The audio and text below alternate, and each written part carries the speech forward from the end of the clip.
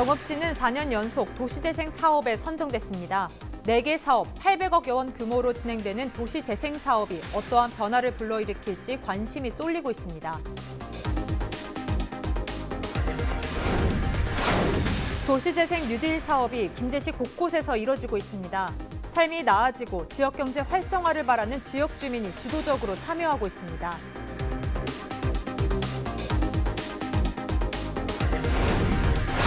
친구를 만나러 나간다던 50대 남성이 숨진 채 발견됐습니다. 경찰은 23일 오전 9시쯤 고창군 신원면의 한 저수지에서 차량과 함께 시신이 발견됐다고 밝혔습니다. 전북 지역 수출 실적이 2달 연속 실적이 5억 달러에도 도달하지 못하고 있습니다. 2달 연속 5억 달러에 비달한 것은 지난 2017년 7, 8월 이후 2년 만입니다.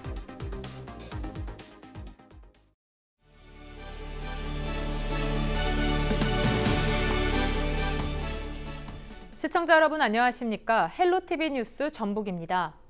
첫 소식입니다. 사업 구조 변화로 쇠퇴한 도시를 부흥시키는 도시 사업을 도시재생이라고 하는데요. 전라북도에서도 도시재생 사업이 활발하게 이뤄지고 있습니다. 각 시군별로 이뤄지고 있는 도시재생 사업 내용을 구체적으로 전해드리려 합니다. 정읍시의 경우 4년 연속 도시재생 사업에 선정되면서 원도심을 살리기 위한 노력에 힘쓰고 있습니다. 4개 사업 800억여 원 규모로 진행되는 도시재생 사업이 어떠한 변화를 불러일으킬지 관심이 쏠리고 있는데요. 정읍시 도시재생 사업에 대해서 이진철 기자가 보도합니다. 지난 9월 개관한 정읍 시니어센터입니다. 옛 시계일동 주민센터를 리모델링해 어르신들을 위한 공간을 마련한 것입니다. 시니어센터 개관을 시작으로 원도심이었던 시기동에는 활력이 불어오고 있습니다. 정읍시는 지난 2017년부터 모두 4개의 재생사업에 선정됐습니다. 100년 전통을 자랑하는 시기성당과 샘골시장, 우암로를 중심으로 이뤄지는 도시활력 증진형, 떡과 차, 면, 술을 통해 정읍시 원도심 일원을 도시 관광지로 변모시키는 중심 시가지형이 진행됩니다. 또한 수성동과 연지동 일원에는 공기업 제한형을 통해 공공청사 복합개발과 역세권 주변 개발 사업이 이뤄집니다. 마지막으로 시민들의 삶의 터전을 마련하는 주거 지원형이 시기동과 연지동에서 진행됩니다. 현재는 사업 착공이 가능한 사업부터 추진을 하고 있습니다. 앞으로도 저희가 국토부 공무나 이런 사업들을 꾸준히 준비를 해서 정읍의 도시재생 사업 활성화를 좀 하는데 최선의 노력을 다할 예정으로 있습니다. 4년 연속 도시재생 사업에 선정되면서 좋은 출발을 했지만 해결해야 할 과제도 있습니다. 도시재생을 통한 도심 활성화와 함께 그곳에 사는 주민들에게 필요로 한 발전 방향 모색도 함께 이루어져야 하기 때문입니다. 이를 위해 정읍시는 4개 사업 영역에 대해 시민 60여 명으로 구성된 주민협의체를 구성해 운영하고 있습니다. 주민들이 모여서 이 사업의 성공을 위해서 자발적으로 우리 각 상인회별로 모여서 고민도 하고 또 해야 될 방향을 행정에다 요구하기도 하고 저희들의 나름대로의 그 아이디어를 만들기 위해서 좀 노력들을 하고 있는 부분은 있습니다. 정읍시에서 진행되는 도시재생 사업 규모만 모두 878억 원에 달합니다.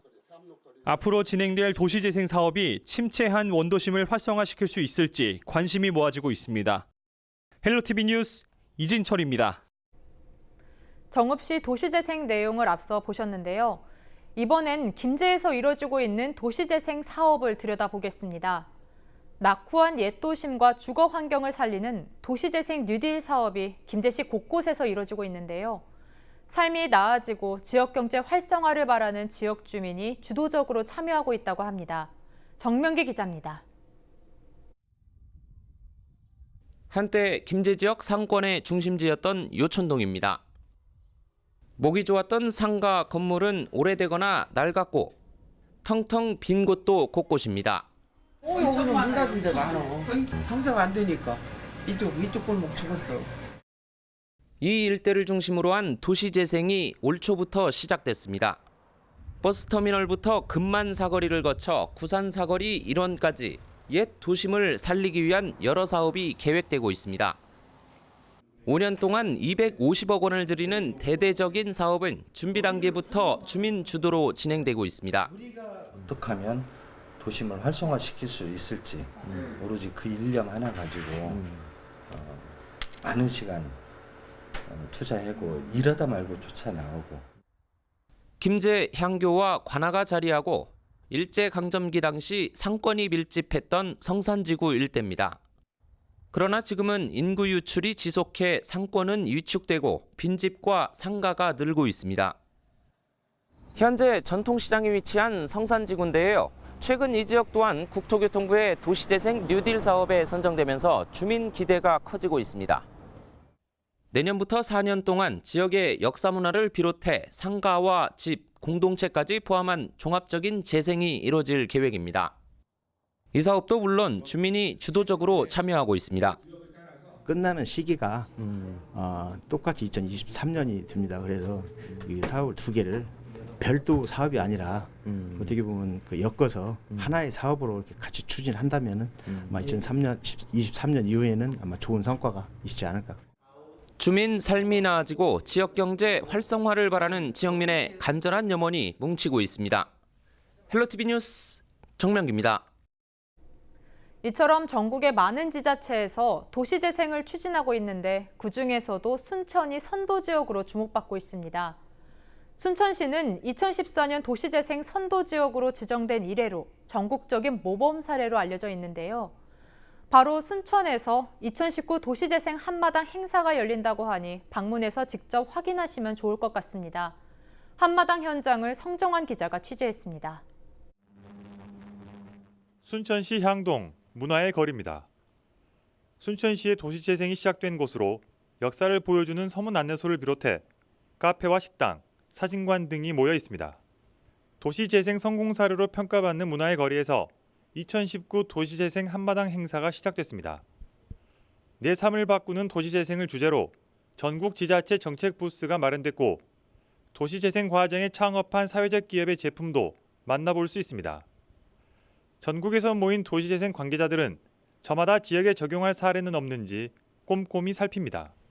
정원 박람회가 좀 널리 알려져 있어가지고 그 정원이 좀 많이 이렇게 좀 잘 가꾸고 좀 자연 친화적인적으로 좀 이렇게 좀 조성이 잘 되는 것 같아서 타 지역에 비해서도 그래도 거리가 좀 조성이 잘 된 것 같아요.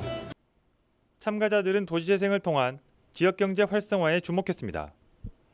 순천시는 도시재생 과정에 청년 창업 등을 통해 일자리 150개가 생겨났고 빈집 180여 곳이 감소하는 성과를 냈습니다. 거리가 골목골목이 잘 형성되어 있습니다. 도로 하나만 여기 보도블록 하나로도 참 동네가 깔끔해 보이고 도시재생을 함으로 해서 이제 장소부는 문화예술을 접목시켜가지고 장소만에 또 불 꺼진 항구를 또 불 켜진 항구를 만들기 위해서 도시재생이 참 노력을 많이 하고 있습니다. 도시재생 한마당은 과거 실내 행사로 진행됐지만 순천시는 야외에 행사장을 조성하고 우수 사례를 소개하는 골목 투어를 운영해 호응을 얻었습니다. 또 공무원과 활동가들이 도시재생 사례를 공유하는 워크숍도 잇따라 열려 도시의 미래를 그려보는 계기가 될 것으로 보입니다. 국가 공공기관들의 공공정책과 전국 지자체의 도시재생 정책을 한눈에 바라볼 수 있는 또 지역 간의 차이도 좀 비교해 볼 수 있는 정책 공보관들이 마련되어 있기 때문에 도시재생의 방향에 대해서 주민들이 이해할 수 있는 그런 기회의 장이라고 생각합니다. 네. 당장의 개발보다 주민 의견을 최대한 반영해 주민 주도로 진행돼야 한다는 도시재생 사업. 전국의 우수 사례를 공유해 더 나은 도시재생 사업 토양이 마련될지 주민들의 기대감이 커지고 있습니다. 헬로티비 뉴스 성정환입니다. 네, 이번엔 안타까운 소식 전해드립니다. 친구를 만나러 나간다던 50대 남성이 숨진 채로 발견됐습니다. 23일 오전 9시 10분쯤 고창군 신원면의 한 저수지에서 57살 A씨의 시신이 발견됐습니다. A씨의 시신은 저수지에 빠져있던 차 안에서 찾았습니다. 경찰은 지난 20일 친구를 만나러 나간 A씨가 집에 돌아오지 않았고 이튿날이 돼도 돌아오지 않자 아들이 신고했다고 밝혔습니다. 전북 지역 수출 실적이 하락세를 거듭하고 있는데 2달 연속 실적이 5억 달러에도 도달하지 못하고 있습니다. 두 달 연속 5억 달러에 미치지 못한 것은 지난 2017년 7, 8월 이후 2년 만입니다. 한국무역협회 전북본부는 올해 1월 6억 달러에 육박하던 전북 지역 수출은 소폭의 등락 과정을 거치면서 하락 추세로 전환됐다고 밝혔습니다. 특히 지난 8월에는 올해 들어 처음으로 5억 달러에도 미치지 못하는 4억 9,400만 달러를 기록했습니다. 9월에는 4억 9,010만 달러로 더 떨어졌습니다. 추석 연휴에 따른 조업일수 감소 영향도 있지만 글로벌 경기 침체에 따른 국제 단가 하락이 주요인으로 분석됐습니다.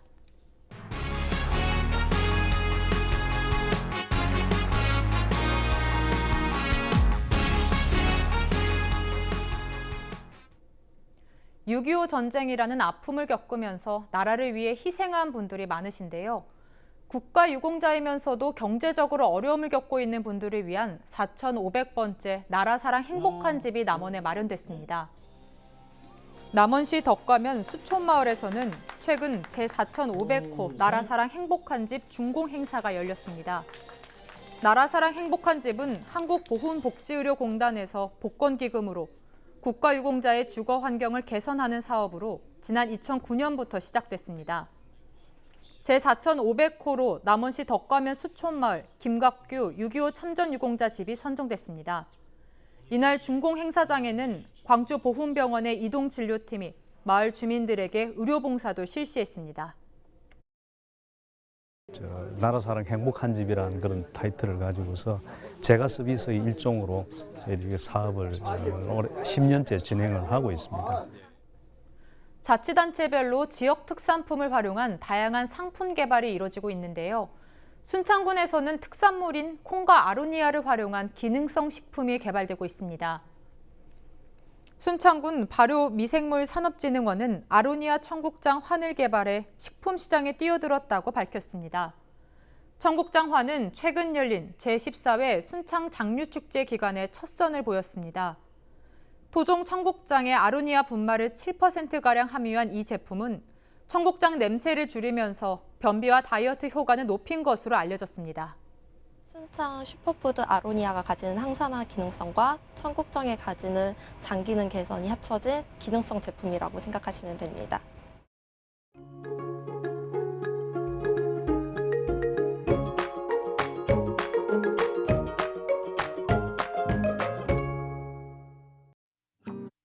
가을을 맞이한 지 얼마 되지 않은 것 같은데 어느덧 가을의 마지막 절기 상강입니다. 깊어가는 가을만큼이나 일교차가 크게 벌어지고 있는데요. 아침 기온 10도를 서늘하지만 낮 동안은 21도까지 오르면서 예년 기온을 웃돌며 선선하겠습니다. 대기순환은 원활해서 공기질은 보통 단계를 보이겠습니다. 주간 날씨입니다. 주말부터는 아침 기온이 한 자릿수까지 떨어지면서 다시 쌀쌀해질 전망입니다. 바다 날씨입니다. 물결은 최고 1.5m로 약간 높게 일겠습니다. 항해나 조업하는 선박들은 각별히 주의하시기 바랍니다. 전국 날씨입니다. 낮 기온은 예년 기온을 웃돌면서 따뜻한 요즘인데요. 단 해가 지자마자 금세 공기가 차가워지겠고 큰 일교차 조심하셔야겠습니다. 한 가지 더 주의사항이 있습니다. 주말부터는 급격히 쌀쌀해지겠습니다. 북쪽에서 찬 공기가 유입되면서 아침 기온이 4도까지 뚝 떨어집니다. 게다가 낮 기온 역시 15도 선에 그칠 것으로 보여서 종일 찬바람이 불겠고요. 일요일 역시 비슷한 수준의 가을 추위가 이어지겠습니다. 가을용 외투 중에서도 도톰한 겉옷들을 미리 꺼내두셔야겠습니다. 날씨였습니다.